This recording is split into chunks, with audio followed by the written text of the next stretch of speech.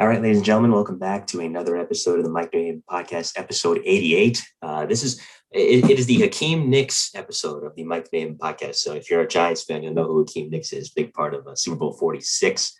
Miss him, one of my favorite wide receivers. Episode 88. If you haven't checked out the previous two episodes, it was a two-part special.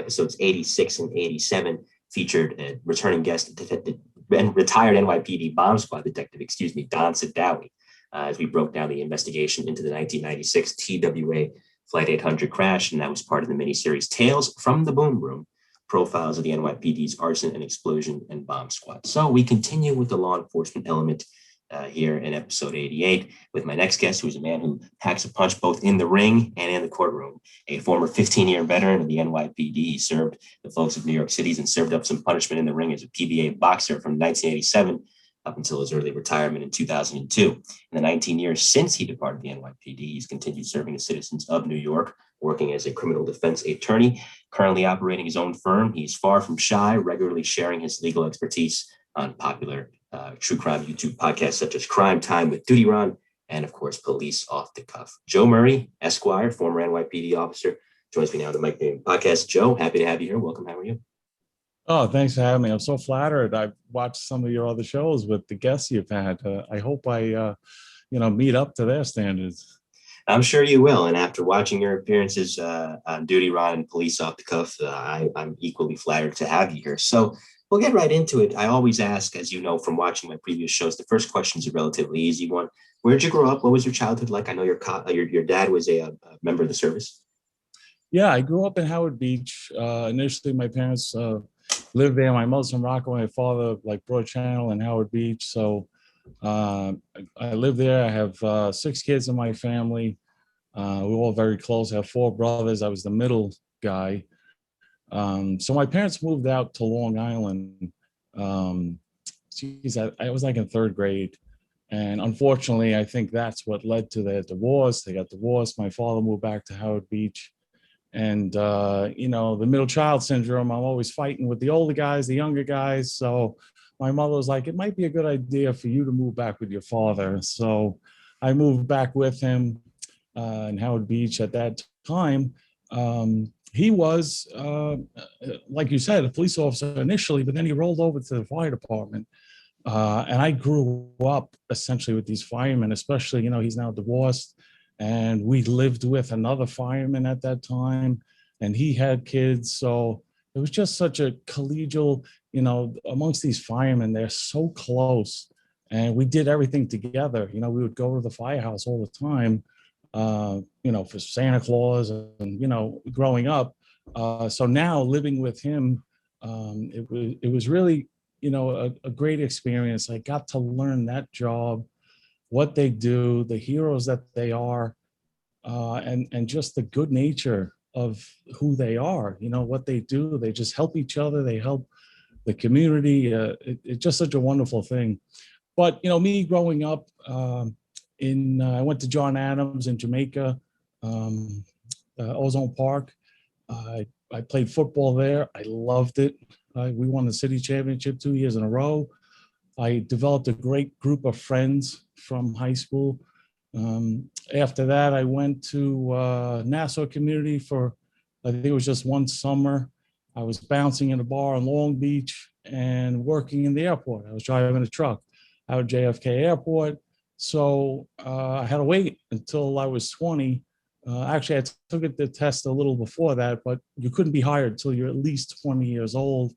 I took the test. I wanted to be a cop. There was another guy, Bobby Palmarico, had a big influence on me. He lived in the same house. He rented an apartment that we were in, and he was a cop for the 9th Precinct. He was a tough guy, and he used to take us out, go up to the boulevard to get ices, and he would talk to us, and I just loved the way he was and the way he carried himself. He was so confident, respectful, and helpful, but, it was a good role model to be around.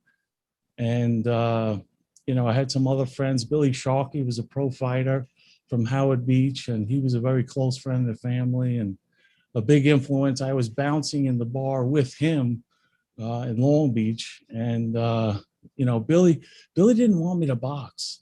I loved boxing. I watched him fighting, But Billy was like, nah, don't box. And he had a lot of cop friends who was like, make sure you take that test, you get on the job. Like he wanted me to do what he didn't do, So I did take the test. I got on the job at 20 years old. I was so happy. I worked in Field Training Unit 4, which was the 4th Division, 192023 Central Park. Great place to work. We had a lot of good cops there and some great experiences. My first command was Midtown North. Midtown North was a great place. My father, when he said, when you get on the job, you make sure you take that fire test. I took it. And I don't know if you remember this, at some point in 1988, when they were doing the physical, I was in great shape. I was ready for the physical. Unfortunately, there was an applicant who died at Columbus Circle taking the physical. And I was now in Midtown North Precinct. I mean, Midtown North is the theater district, the hotels, the restaurants, the bars. 20 years old, I'm meeting girls all, they're all actresses and models. And so my father, so they suspended the physical test. And as I'm working there, and my father's like, make sure you take it. I was like, I don't know if I want to be a fireman. So I was having so much fun as a police officer. So I ended up staying on our job and had so much fun on the job. But so go ahead, Mike. I don't want to just monopolize your show. So No, I don't mind. As I told Don when he was on, I mean, this is the show may have my name on it, yeah, but when the guest is on, it's all about the guest. The more the guest talks, the better. You don't want to hear from me. It's all about the guest. yeah. So I think it's funny you mentioned that because when Scott Wagner, shout out to him, when he was on this show a little while back, he said the same thing. He was going to take before he became a cop. He was going to take the fireman's physical, and he noticed where he saw a Green Beret that was in the same camp as him. Same thing, unfortunately passed away during the physical, and he looked at the Green Beret. If that could happen to him, and imagine the shape you have to be in to be a Green Beret, then that could happen to me. And so he stayed and the course and wound up becoming a police officer. So it's I will say, you mentioned it's 1987. You're working in the theater district. It's funny you mentioned that. I believe, is it Ladder 4 that works in the theater district? I believe that their motto is never missed a performance, something like that. Wait, I couldn't hear you. What was that? I'm sorry. I got to adjust this volume. No problem. Who I was it? believe there's a firehouse in the theater district. It's funny you mentioned that. I think it's Ladder 4 or Truck 4, one of the two. That their motto is never missed a performance. Yeah. There's a great firehouse on 48th and 8th. We spent a lot of time there because when I got to Midtown North, they were starting a new unit called the West Side Task Force. And this was because street crime was rampant.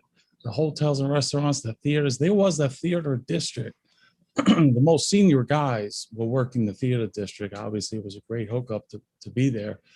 But they started this new task force, the West Side Task Force, and it was pretty much 45th to 50th, 8th to 10th. And it was essentially because the tourists were getting destroyed, leaving the theaters, going to the restaurants. Like Restaurant Row was a 2-man post, and it was a fixer. You could not leave that block, 46th, 8th to 9th. So crime was really, rampant at that time. So when I got to Midtown North, normally you go into a squad and you work in a sector car once in a while, you do foot posts, you get a cylinder made to the whole precinct. But we weren't. We were put in this unit in that small area, which was pretty bad with crime. Crack was hitting really hard back then, the street robberies. So it was really exciting to work there, especially, we're young and hungry out of the academy. We were doing crazy stuff, jumping across roofs, chasing people. It was really, I loved it. I couldn't believe it. I actually sat there and I was like, I can't believe they're paying me to do this, to be like a superhero. It was just so much fun. I can only imagine. And so it actually perfectly segues into my next question. Joe Murray is our guest here on the Mike Colón podcast as we chronicle his career both as a cop and as an attorney. This is episode 88. I was going to ask you, when you look back on those early years on the job, what are some of the closest calls that you had that looking back now in your older, wiser years, you could say, that could have went a little bad? Yeah, well, part of what we did, we worked 6 at night to 2 in the morning. Mm-hmm. And then from 2 to 6, we had this thing called disco overtime because we had a lot of local bars And then the bars were let out at 4 o'clock. People are fired up, drinking, there'd be fights and gangs and all kinds of stuff going on. So they took us from our foot posts and put us on mobile patrol to just go around these bars and make sure that these fights, we kept things under control. But there were shots fired, and the other cops in the precinct used to like make fun of us. Oh, you guys are doing this disco overtime? Like, what's that?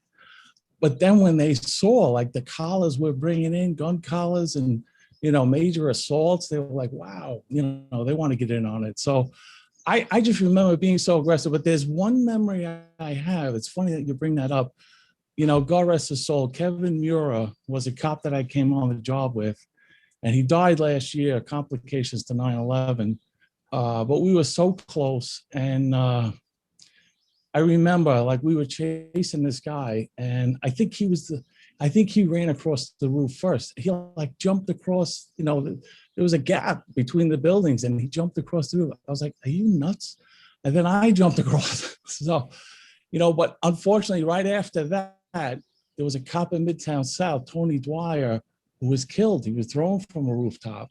Yep. So it was very sobering after Tony was killed, and we're doing the same stuff up at the rooftops, So yeah, looking back, I immediately thought about that circumstance, And for my listeners who may not recall the incident, this is Officer Anthony Dwyer that he was referring to. Anthony was trying to corral some robbery suspects. A struggle ensued on a rooftop, and Anthony was, as Joe said, was thrown from the rooftop. He didn't die immediately, which made it worse. Members of the FDNY's Rescue 1 attempted to rescue him, as well as the emergency service unit of the NYPD. So he was conscious for about an hour or so after that initial injury, and he died later at the hospital, sadly, in 1989. And so you had, I believe, some time working. I don't know, were you working plainclothes during this time, or were you working in uniform? I imagine it's plainclothes. We did it. We had a great sergeant. He was a little wild man himself, and he would occasionally put us in plain clothes. Not all of us, just a couple of us, because our focus was the bars. And we would go into the bars, we would check their licenses, and just scout it out to see what the crowd was like, just to see where the hot spots were going to be. So he would put us in plain clothes, and in plain clothes, my goal was the street crime unit. I saw these guys making collars. They were, I hear Bill Cannon talk about it now, when he was out there, just, surveilling people and watching them and following them. And I saw these guys doing it. I would spot them. And I was like, wow, that's the job I want to do. Because they had citywide jurisdiction. They can go anywhere. Mm-hmm. So that's what I wanted to do. But I only worked plain clothes for a short time over there. Okay, so, I do find this point particularly interesting in your career because you're young, you're getting after it. Of course, you're working in a very interesting locale. At that point, were you gunning for a gold shield, or did it not really matter to you? No, not really. I mean, I was just happy to be on the job. Like I said, I loved what I did. I never took a promotional exam. I was so happy to be a cop. I would have loved to have been a detective, but I was just as fine being a police officer. I loved people. I loved to talk to people. I was always out on the street. I loved foot posts because the people you meet, it's incredible, especially in Midtown. I was only there for a couple of years, and I got transferred to the 7th Precinct on the Lower East Side, which was dramatically different. But I just love being out there and being the cop and helping people, because so many people would come to us in such distress. Officer, this guy did this did that, and it was just a great feeling to help somebody in need or in distress or a crime victim. So I just love being on patrol. I had no qualms about being on patrol.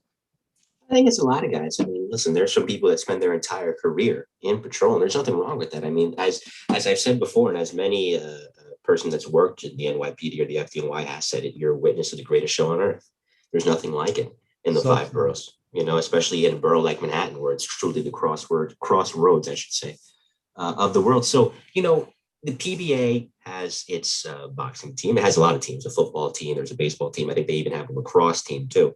So then you were, of course, were on the boxing team. You had experience as a boxer, but how did they find out and reach out to you and say, hey, would you like to do this? There was a guy in Midtown North, Detective Brian McCabe, and he was very close with Carl Schroeder, who was running the team at the time. And so he put me in touch with Carl. He was like, Joe, go down and see Carl. They were training out of the 110 PAL in Flushing Meadow Park. They would meet on Saturdays, but then the training was up to you because we all worked different squads, different commands. So we all couldn't be together at the same time. So you'd find a couple of people that, you had similar, schedules with, or just people in the gym or train at your own gym. At the time, I was training with Tommy Gallagher on 101st Avenue. He had a nice gym over there. And, that was a great place to work out. But I met up with Carl Schroeder. I trained with them for a while, but then tragically, the team split. Carl Schroeder, there were a lot of detectives on the team, and Carl was the detective, and then there was like the white shields, like the cops. So it split where the PBA team stayed with the PBA, and Carl Schroeder and John Carlton and I think it was Joe Dwyer. There were a couple of people that were fundamentally running that team that decided they don't want to be told what to do. They want to run the team their way, and they split. Now, I'm the new guy on the team, so I'm looking at the most senior guys. Richie Frazier was on the team, and I trained primarily with him. Richie went with the PBA, and I was like, well, I'm a cop. How am I going to go against the PBA? So I ended up going with the PBA team. The other team was called the Fighting Finest, and it was just sad because the fighters had to be involved in that politics, because they were like, look, you either have to go with them or go with us. And, like the administration of those two teams were at war, but the fighters were suffering from it. Like we just wanted to fight and train, and, so it was sad, but the team split, and I stayed with the PBA, like I said, with guys like Richie Frazier. And there were a bunch of guys, I just can't remember his name, but they were senior people to me who were fighting for years. And I said, well, look, I'm just going to go with them. I trust their judgment. So, but it was a wonderful, wonderful experience. I can't thank them enough for all the opportunities they gave us. I went to London a few times, Ireland, all over the country.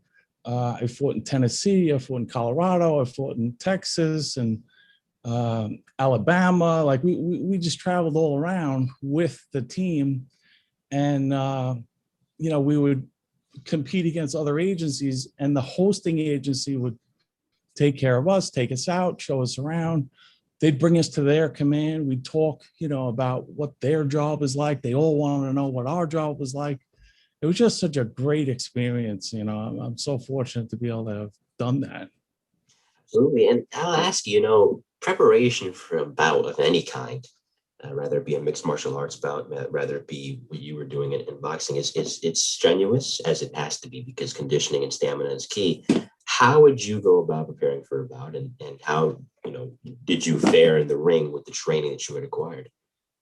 Well, it's so funny. And I wonder, I think a lot of fighters would have this shared experience. When I first started, I never thought I was in shape enough. And I worked so hard to try to get even in better shape.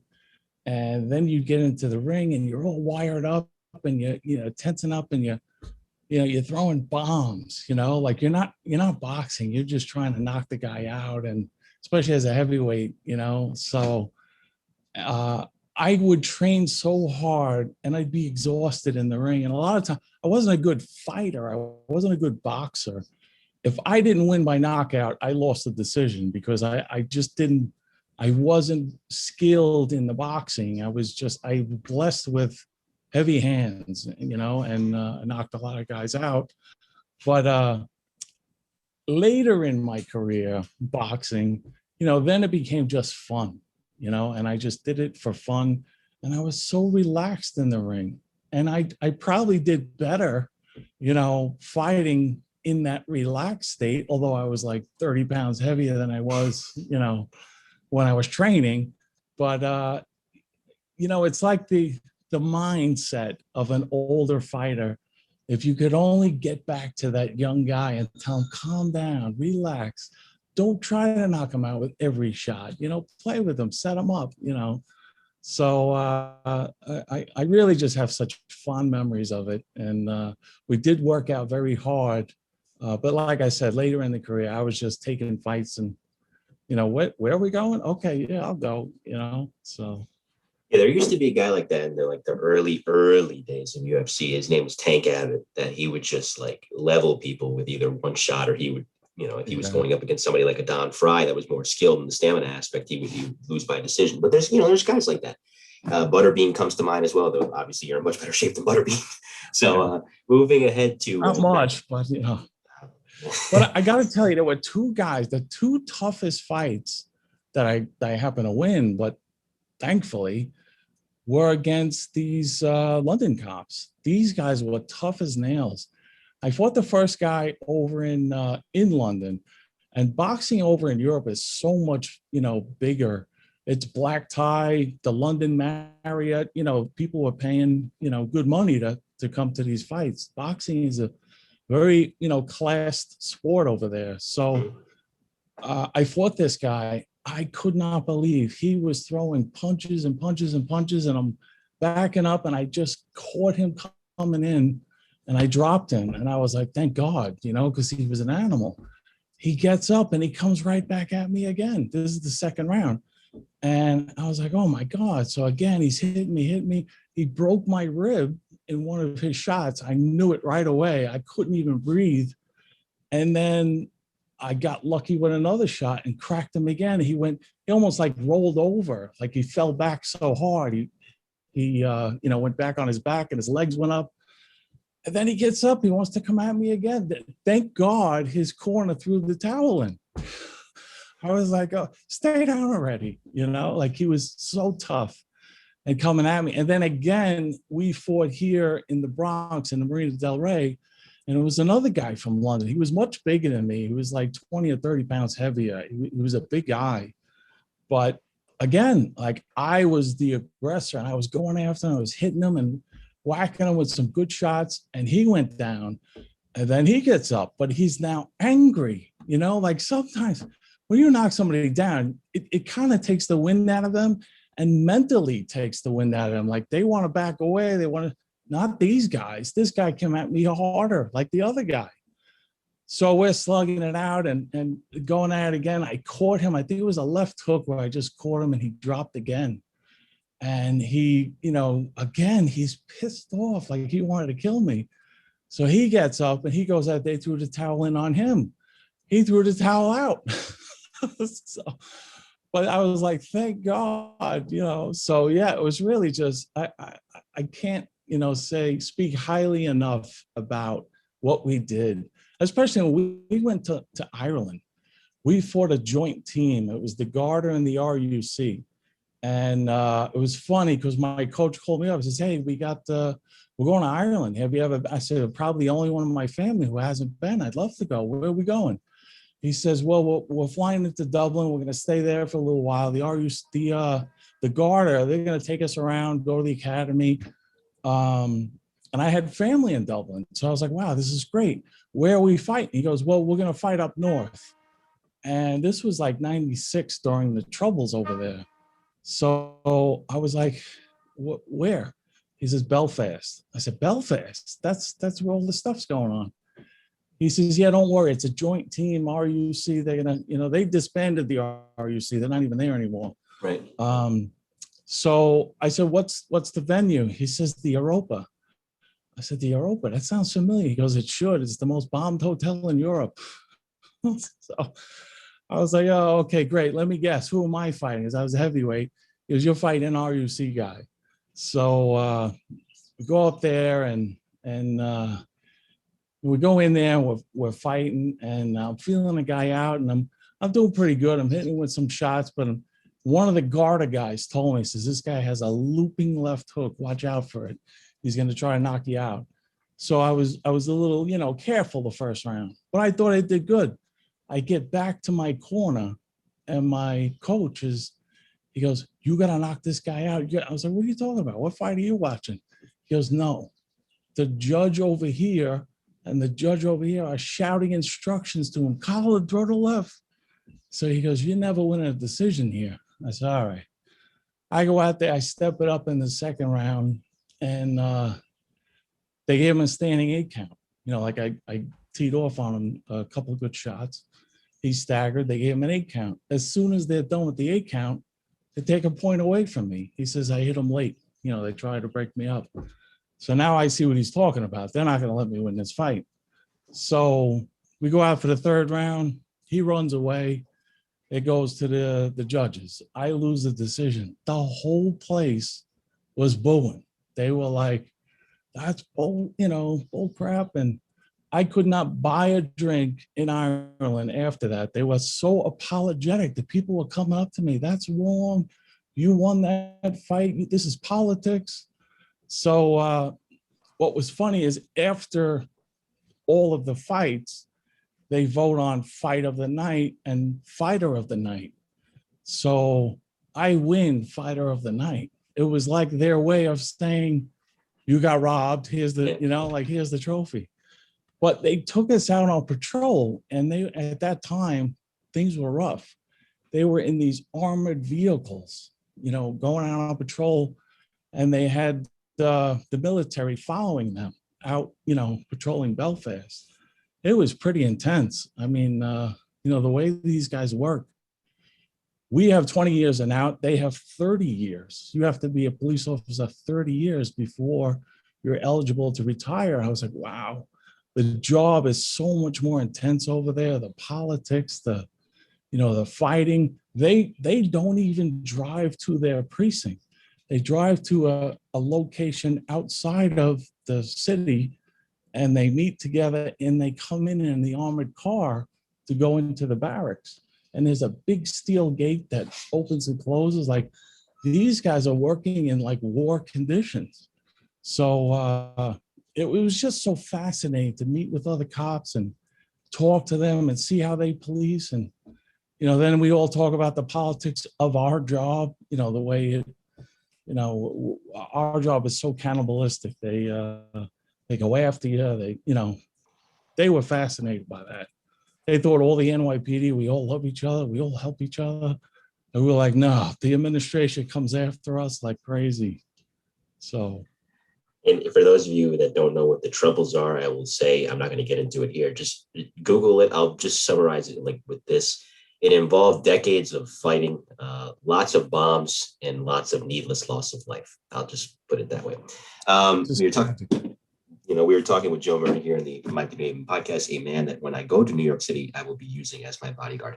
So that being said, we go to really a pivotal moment in your life, in your career, and that's 1993, I believe, when the infamous situation happens with the right hook to the jaw of one detective. So, I mean, you've told this story on Off the Cuff and Duty Round before it's out there, but I don't think my listeners, most of my listeners come from those channels, but some of them don't. So for those that are unfamiliar with the story, why don't you take it away? Because this started the road to you becoming an Esquire.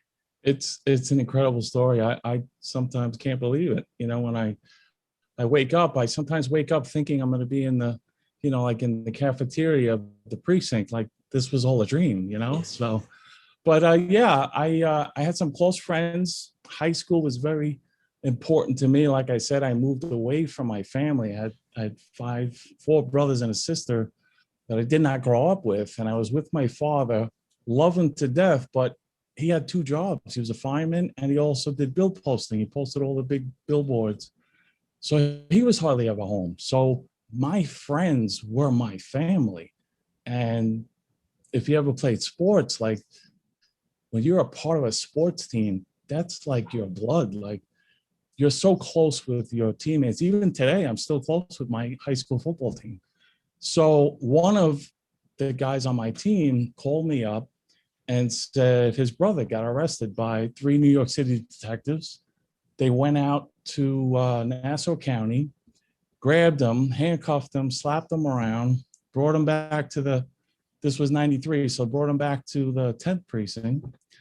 And, you know, his brother himself was a security guard, or he was a coach at that time at John Adams, the football team. And he was also a security guard at Madison Square Garden, knew a lot of cops. He's dropping names like, what is this all about? What are you doing? So when he gets to the precinct, one of the detectives that he knew actually comes to the precinct, talks to this detective. They finally, you know, release him, he gets out, and that's when he calls me. I talked to his mother. She wants to call Senator D'Amato. This is wrong. They attacked my son. So I said, okay, you know, time out. I worked in the 7th precinct at the time. This happened in the 10th precinct. I said, let me go to my squad, because I had a good, you know, relationship with my squad, and see if they know him and find out like what this was all about. So I go to my squad. I go in for a day tour the next day, and I go to my squad, and nobody knew him.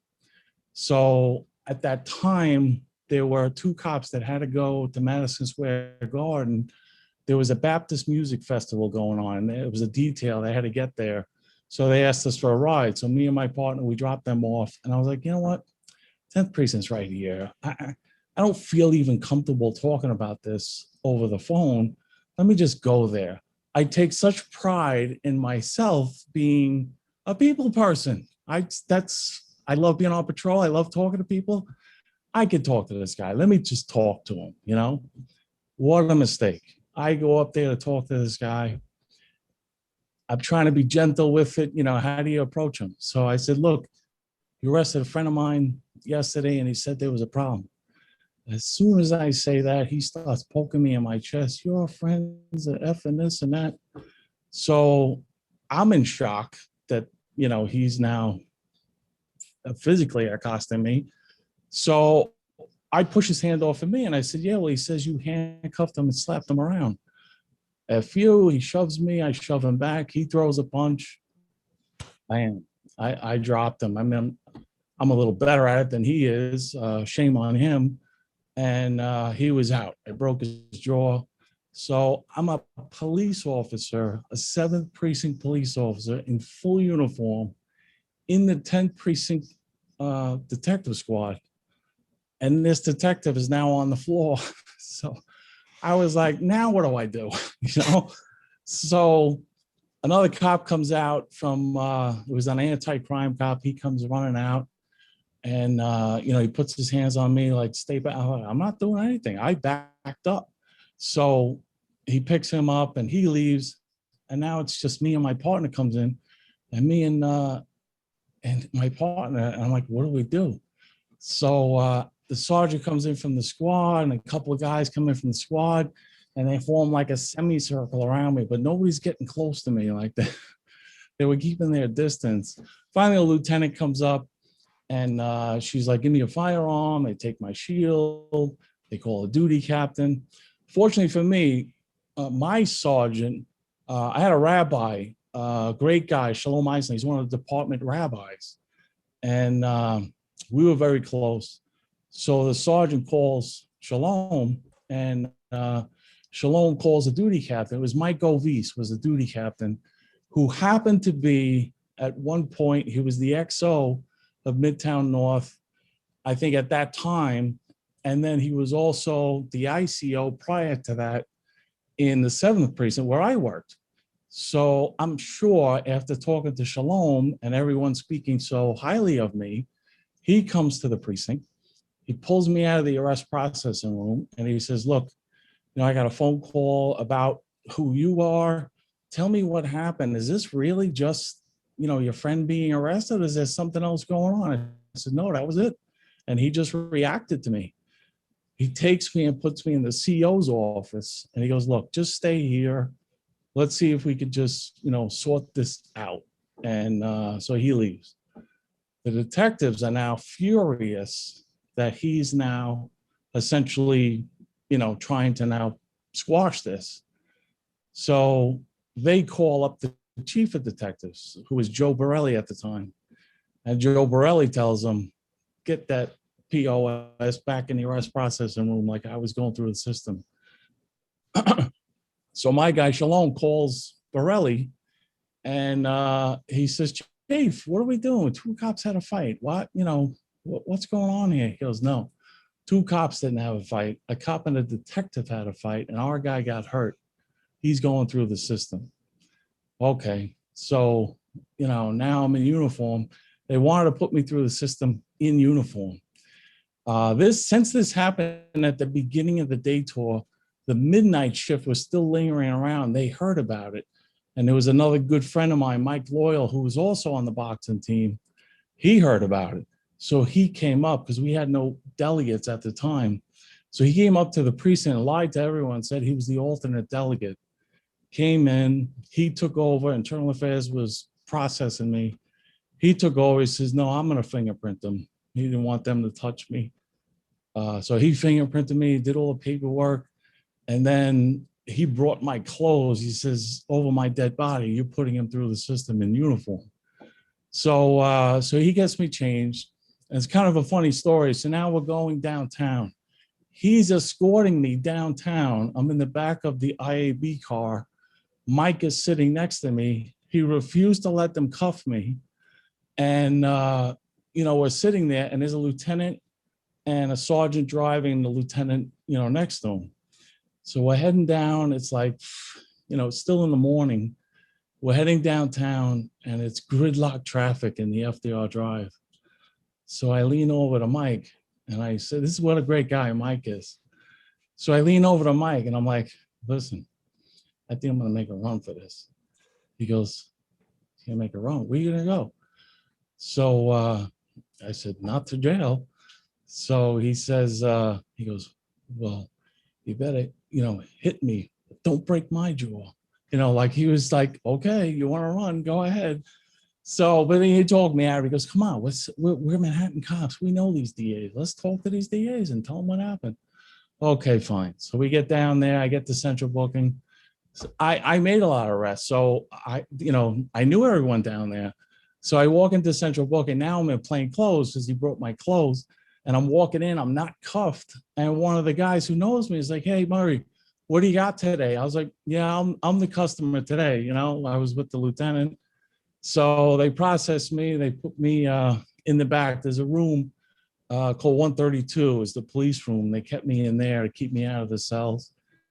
And then I get arraigned, I get ROR'd, and I'm released.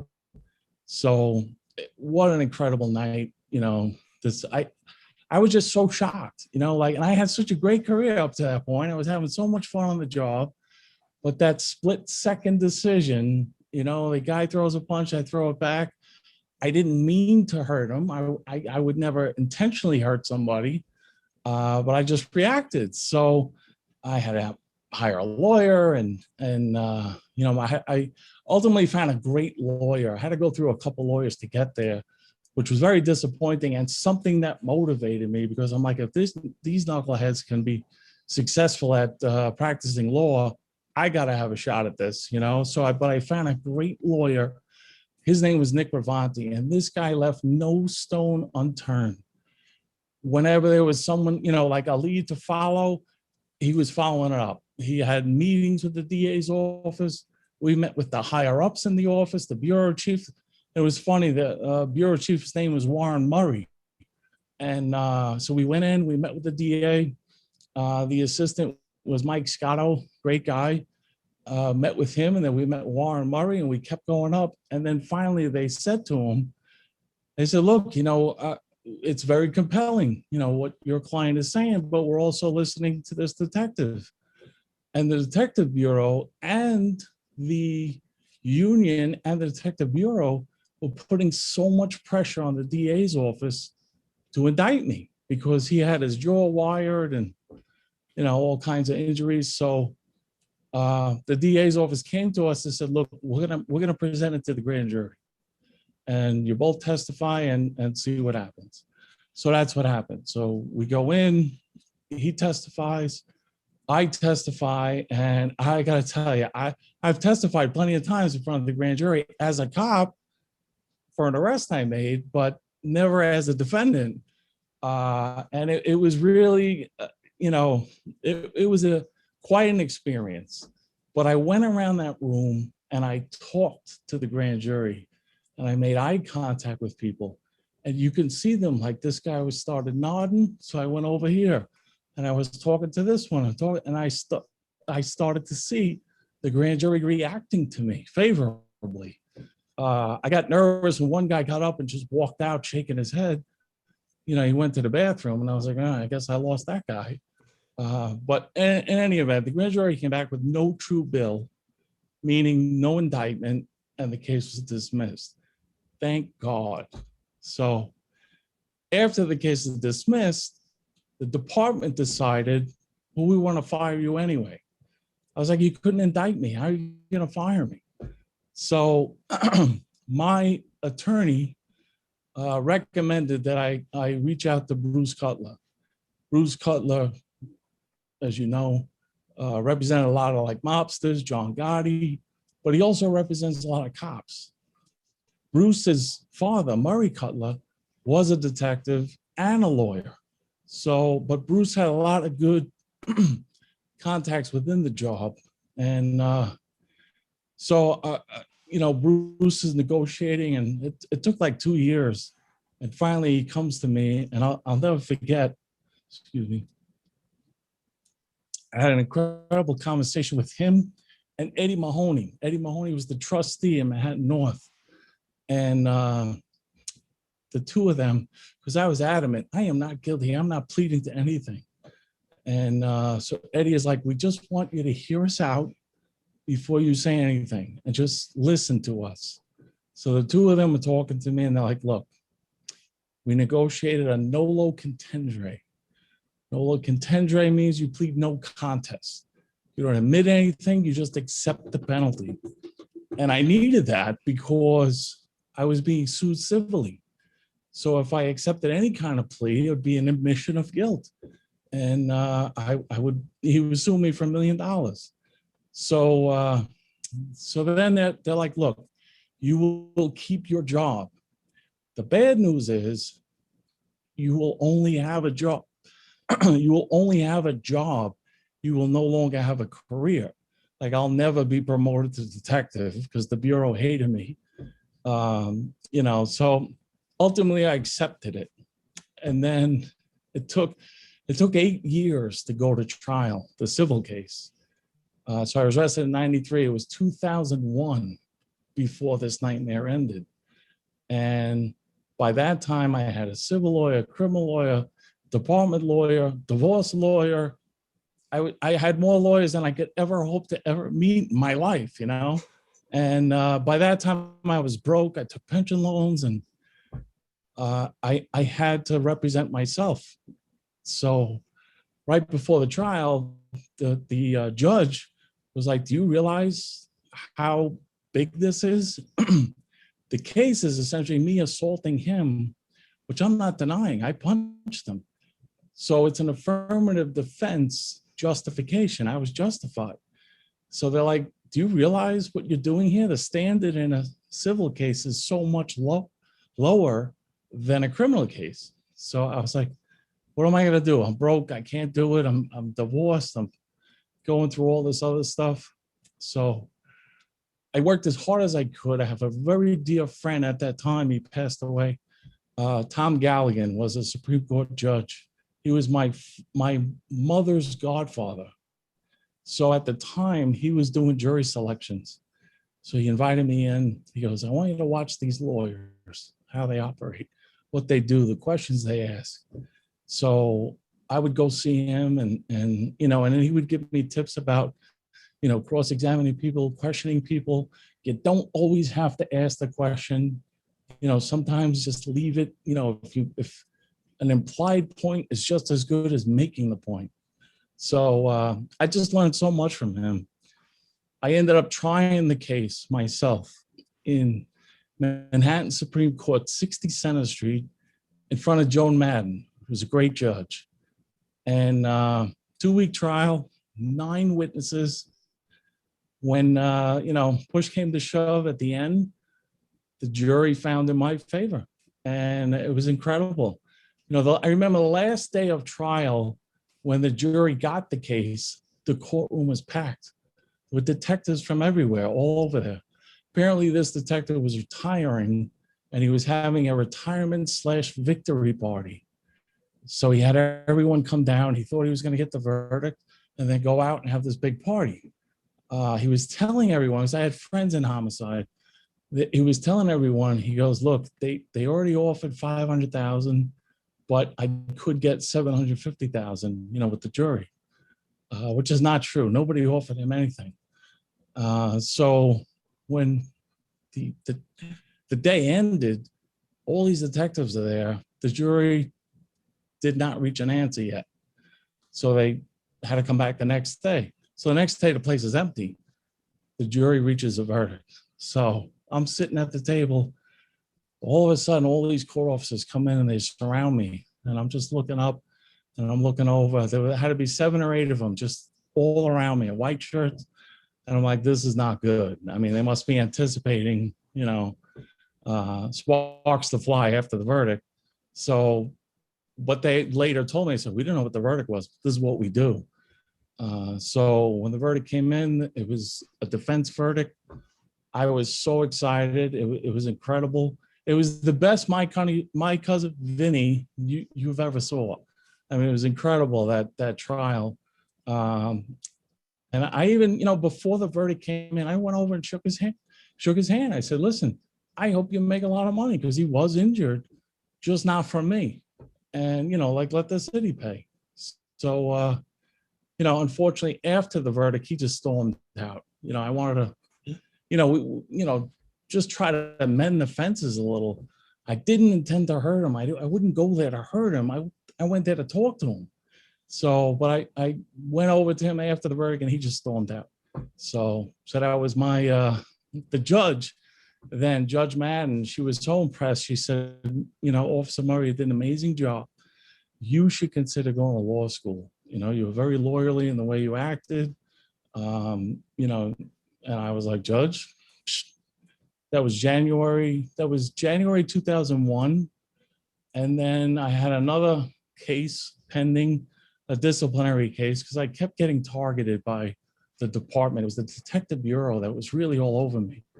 Each chief of detectives, like it was Chief Borelli at first, then he retired, and then Jack Hill became chief of detectives, and he picked up the torch. And they were all coming after me. And then finally, Chief Ali becomes the chief of detectives. Ali was my CO when I first got there. He wasn't there when the incident happened. But when I was there, I made a lot of arrests. Ali was a cop's cop. And at the time, the department was switching to the 9mm. So they had a pilot program. Each precinct had a select bunch of officers that, received the 9mm. So it was up to the CEO. So he picked me and my partner, because we made a lot of arrests. We were, very active.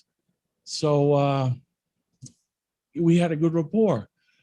Then I saw him. It was funny. I saw him downtown. I had to go to court for something. I saw him there. So I walked over to him, and he was like, how you doing? I can't believe this. And I said, good. How are you? He goes, do you realize how much trouble you caused me? I said, what are you talking about? He says, I got grilled. Why did you give this nut job a 9mm? It was incredible. So we had kept that good rapport. When I finally won and I was getting ready to go back full duty, I went to him. He was chief of detectives. And, I was congratulating him. He got newly promoted. And he was like, so what can I do for you? I said, I'm fine. All I want from you is to give me your word that this war is over, that you're not going to come after me like the other guys did. And he was like, wow, I'm sorry to hear that. I didn't know that was happening, but you have my word. Nobody will come after you. So, but even still, once 9/11 hit, I was like, with my career, I wanted to go to law school so bad. But then, I was so angry with all the things that happened to me. I was going to join the military. Like, I was like, I'm the guy that could go over there and, kill terrorists. So I was just debating it back and forth. And, my kid, I had 2 young kids at the time, and they were really devastated by 9/11. More so my son than my daughter, because he lost a good friend of his. I remember the day his father died in the towers and never came home. He was 5 at the time, my son. So he was just so devastated. He was like, Daddy, the next day going to work, he's like, Daddy, don't go to work. Don't go. Ray's father went there and he never came home. I don't want you not to come home. I still get choked up, thinking about it. It was just so painful, him seeing the pain in his eyes. I actually brought him to work that day just to let him see, like, I'm not in danger. The building came down. I didn't bring him downtown, but I brought him to work, let him see all the guys and, just feel better. That's how bad he was. So, I decided I'm going to go the school route and, go to law school and follow that, my original path, my original dream to do that after winning my trial. So that's what I did. I vested out in June of 2002 and finished my degree. I had to do my undergraduate. I had no college. So I finished my undergrad 2003. I went to law school, graduated 2006, passed the bar, and the rest is history. I mean, it's just been an incredible ride, as an attorney. Absolutely. And we're talking with Joe Murray here in the Mike Colón podcast. It's been a great episode. And like I said before, I don't like to do too much talking. That's the reason why we got the entire, and I don't say this facetiously, I mean this sincerely. We got the entire history from start to finish. It's a great story because it's a story of really being able to withstand so much negativity to see the proverbial light at the end of the tunnel. Because I want to ask you this. This is an 8-year saga, basically, for lack of a better way to put it, of you being put through the ringer, and you still have your career and you have your children. And then you mentioned 9/11 hit. So there's so much being thrown your way at a personal and professional level. How did you stay positive? How did you just fight the urge to not give up like so many would in that situation? I give a lot of credit to obviously my family, but I had some really good friends that came together. The 7th Precinct cops were incredible. This is how bad it was. The PBA was against me. They tried to run a racket to raise money for my defense. First of all, everybody contributed to a collection. Everyone, except for the CO. But every boss, every cop contributed to my, because I was suspended without pay. So they all contributed. They wanted to run a racket to raise money because they knew I was fighting this legal battle. I didn't have the money. So the PBA wouldn't sanction it. I said, no, if Joe Murray hit another cop, we can't, support that. You can't do it. So one of the cops in our precinct, the 7th precinct, went to the FOP. And, we had a FOP lodge that we were affiliated with. And he didn't do it as a fundraiser.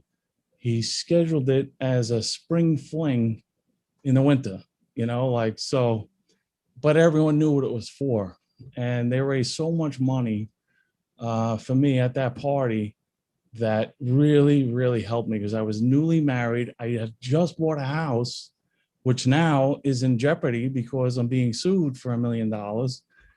So I needed so many lawyers, a criminal lawyer, a civil lawyer, department lawyer. I was just so broke, but these guys all came together. They were amazing. And that was really, at the racket. And it was so secretive because they were like, we can't tell anyone. We can't tell, don't speak. We don't want you talking to anyone, because then the 10th precinct got involved. They found out what we were doing and they were demanding, the money go to him because he was injured and, he should get compensated. So there was a lot of conflict between 10th precinct cops and 7th precinct cops. Like we would go to details on patrol and there would be cops from every precinct. And the 7th precinct cops would be fighting with the 10th precinct cops.